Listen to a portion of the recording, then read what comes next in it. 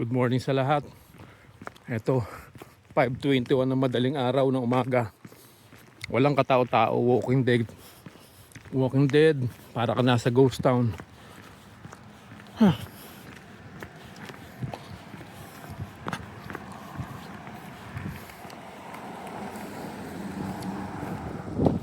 Mangilan-ilan lang yung sasakyan dito. Di ganun karami. Pero naglalakad ako lang.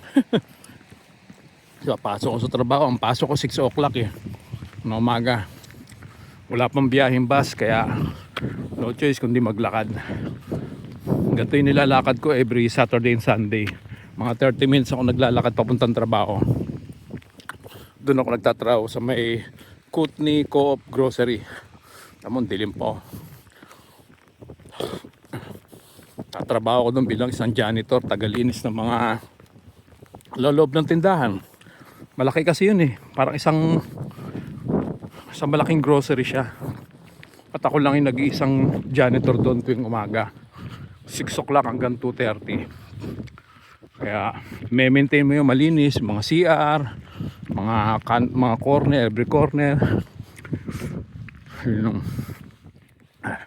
Ilagay na naman ng prutas, ilagay na mga karne. Basta yung mga area kailangan malinis, pati yung mga basurahan. Pull out mo yung mga basura. Sa lagi mo siyang i-maintain na malinis yung buong area ng grocery. So yun ang trabaho ko araw-araw. Hindi araw-araw, every Saturday, Sunday lang. Kasi nandun ako sa Mayfair, araw-araw, Monday to Friday. Pero nandito na ako sa Nelson BC, wala na. Saturday, Sunday lang pasok ko. Amo, diba? Highway madilim pa. Kasi nga magpa 5:30 pa lang ng umaga. Tapos yung kamay ko parang nag-yelo, sobrang lamig. Ito yung sinatsaga ako every Saturday, Sunday, kahit malamig, sige lang, pasok lang. Kasi wala, juicy pa ba ako? Ito na nga lang trabaho ko, nag-iisa. Ang kinakatakot ko dito every morning tuwing papasok ako, sana wala akong makasabay o makasalubong na bear. Kasi dito sa amin, ang daming gumagalang black bear. Lalo na pagpatak ng alas 2 ng madaling araw, doon na sila lumalabas.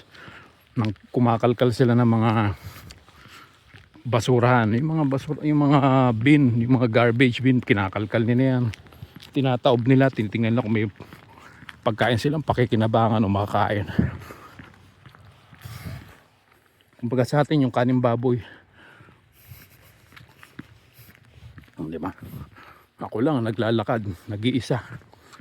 Ganito rin ako nung nakaraang Sabado-Linggo. Ako lang din mag-isa, naglalakad ako. Tingin ako ng tingin, linga ako ng linga kasi hindi natin alam, baka may mga wild animals, coyote, cougar, mga ganyan, black bear. Kasi maagap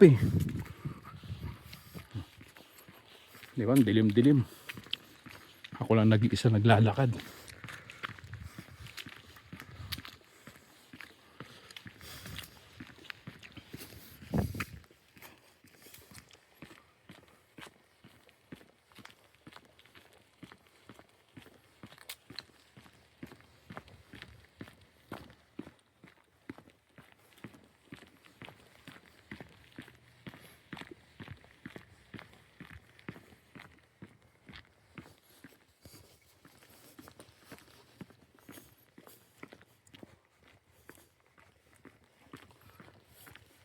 Kakatakot talaga. Tiyaga na lang kasi wala ito lang yung trabaho ko. Kaya kahit na pang alas 6 ng umaga at sinatyaga ako kasi wala, yun lang nakuha kong trabaho rito. Ang mga full time job kasi rito, stop hiring. Kaya walang no choice, kundi kahit anong schedule na maibigay sa akin, importante may trabaho. Huwag kang choosy, lalo sa akin, hindi naman ako nag-aral, hindi naman ako nagtapos ng college. High school graduate lang ako, kaya kahit ano na lang, tagalinis, okay lang. Ang mahalaga may trabaho ka. Marangal yung ginagawa mo, marangal ang trabaho mo, hindi ka nagnanakaw.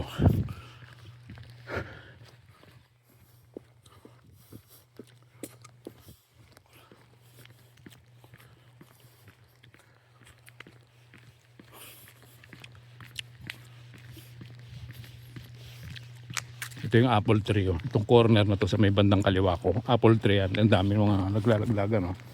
Mga apple.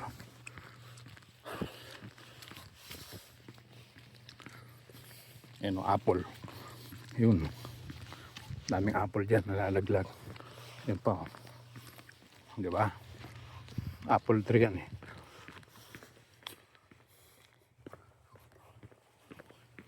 Kapit na tayo dito sa kanan kasi madilim dito sa kaliwa. Sobrang dilim.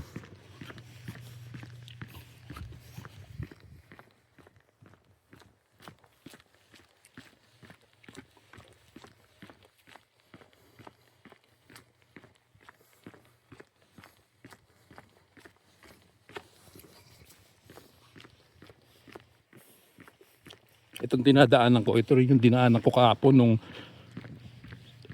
namili kami sa may Walmart. Ito pa rin yun kahapon ng hapon.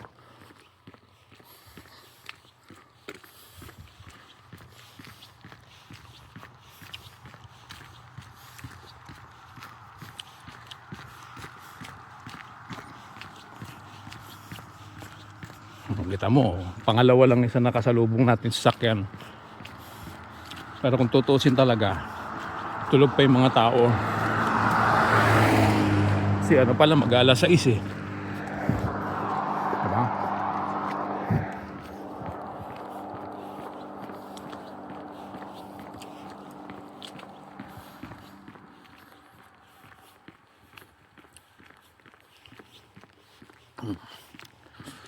Itong Wildflower School na yan, no? Wildflower. Nag-apply ako dyan janitor kaso hindi pa sila hiring. Yan, Wildflower School. Para sa mga, kumbaga sa atin, parang sa mga elementary school.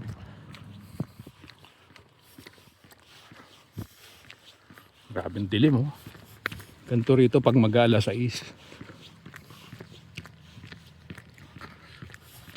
Sobrang takot ko talaga kanina. Sipin mo alas 5 ng madaling araw, aalis ka ng bahay mo para maglakad papuntang trabaho. Buti sana kung kagaya ng Toronto na paglabas mo ng bahay mo ng apartment maliwanag. Eh dito grabe, sobrang dilim. Walang katao-tao, ako lang mag-isa naglalakad. Sino ba namang hindi matatakot nun? Tapos buti sana kung walang mga animals, eh may marami mga wild animals dito. Kasi nga nasa gubat kami or bundok. Bundok at gubat pinagsama. Kita may mga kalsada rito puro paakyat pababa. Tingnan mo. Kasi nga itong lugar na to, itong Nelson na to, bundok ito na ginawang patag para matirhan ng mga tao. Kaya yung mga wild animals dito, expect mo na talagang meron. Kasi nasa tabing bundok lang kami.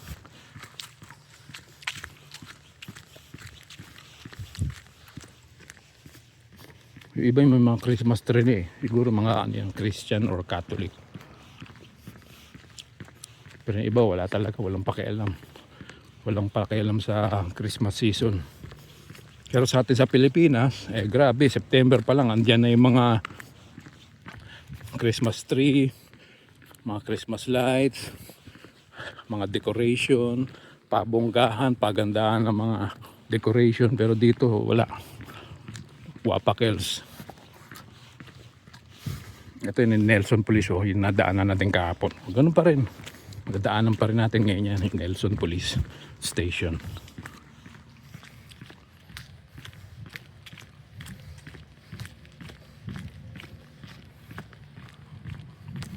Diba? Saan ka nakakita naglalakad dyan? Wala, ako lang.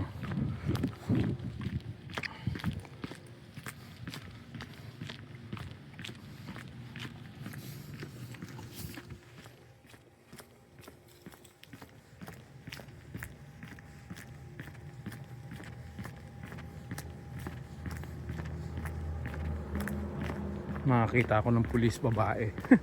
Nasa loob naglalakad. Ano siya? Pababa na siya. Ano? Ano, tatawid tayo rito. Diba? Kahit tumiga ka sa kalsada, walang sasakyan. Yan yung YMCA kahapon, di ba?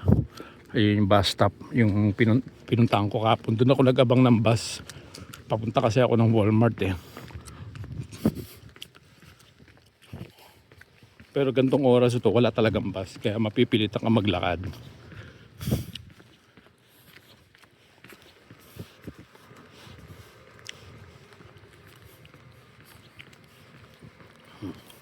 Ito na siguro yung pinaka-late na pasok ko. Kasi nung nakaraang Sabado-Linggo, mga 5:40 nandun na ako sa trabaho eh. Nag-aabang na ako.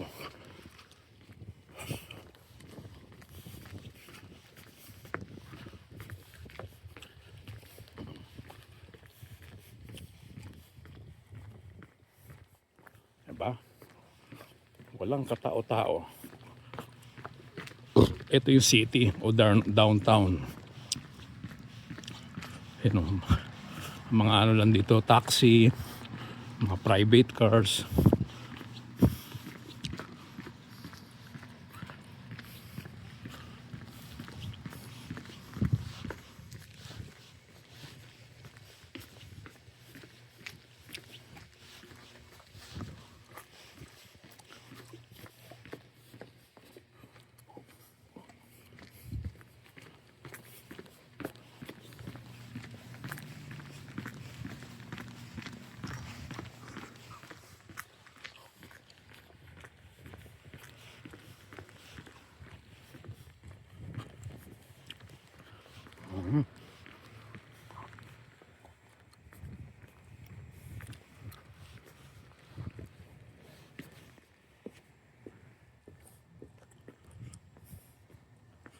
Okay, malapit na ako sa trabaho guys.